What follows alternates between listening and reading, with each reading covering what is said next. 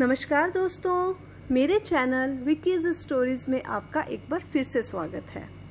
मेरी आज की कहानी का नाम है अहंकार को तमाचा। तो दोस्तों शुरू करते हैं आज की कहानी। दीप्ति और नेहा भले ही सगी बहनें थी, पर दोनों के स्वभाव और शक्ल सूरत में ज़मीन आसमान का फ़र्क था। देखकर कोई नहीं कह सकता था कि दोनों बहनें सगी थीं। नेहा दीप्ति से 2 साल बड़ी थी। नेहा जहाँ धीर गंभीर, वहीं दीप्ति शोख और चंचल। नेहा जहाँ पढ़ाई में अव्वल, वहीं दीप्ति पढ़ाई में फिसड्डी।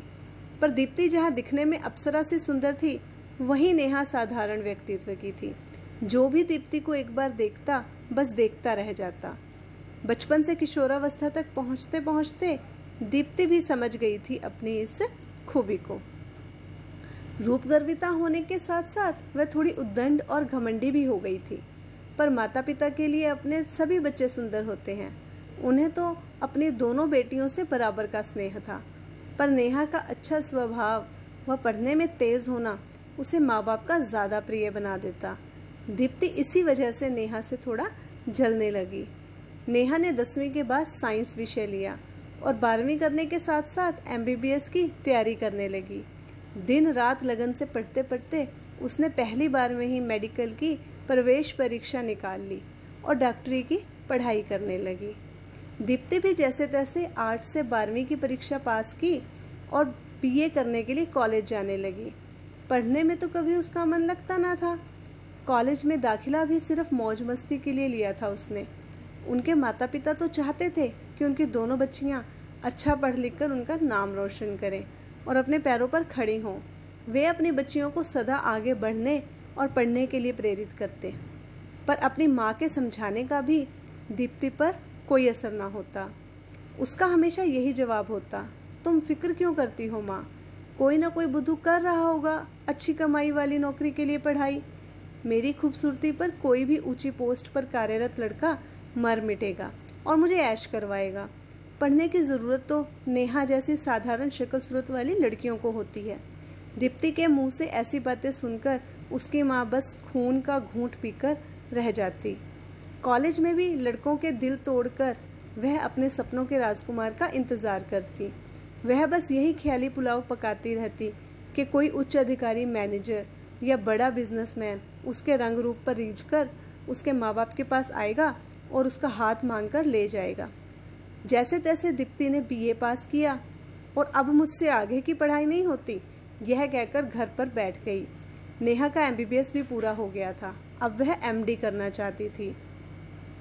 नेहा और दीप्ति के माता पिता भी उनके लिए अच्छे लड़के देख रहे थे, ताकि MD करते ही वह नेहा और फिर दीप्ति की शादी कर दें। एक दिन उनके पिता के दोस्त के बेटे का रिश्ता उनके घर आया।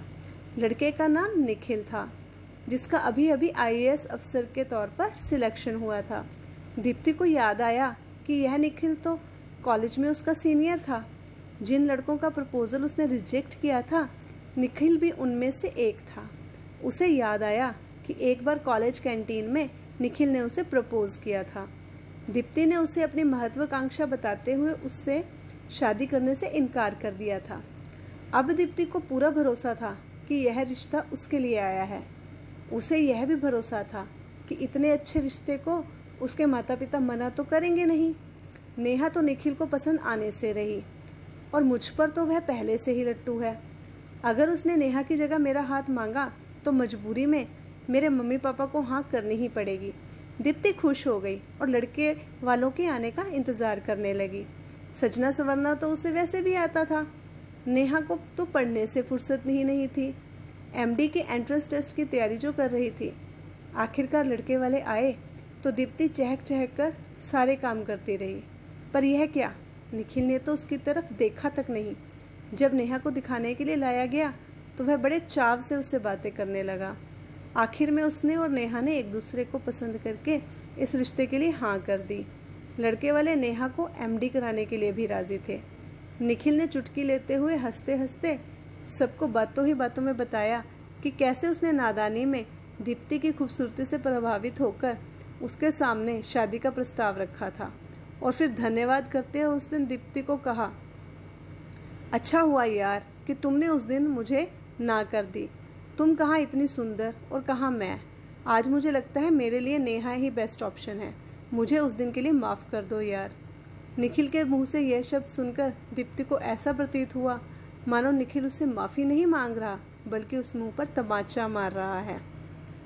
तो दोस्तों, आपको मेरी कहानी अहंकार को तमाचा कैसी लगी? कमेंट करके ज़रूर बताएं।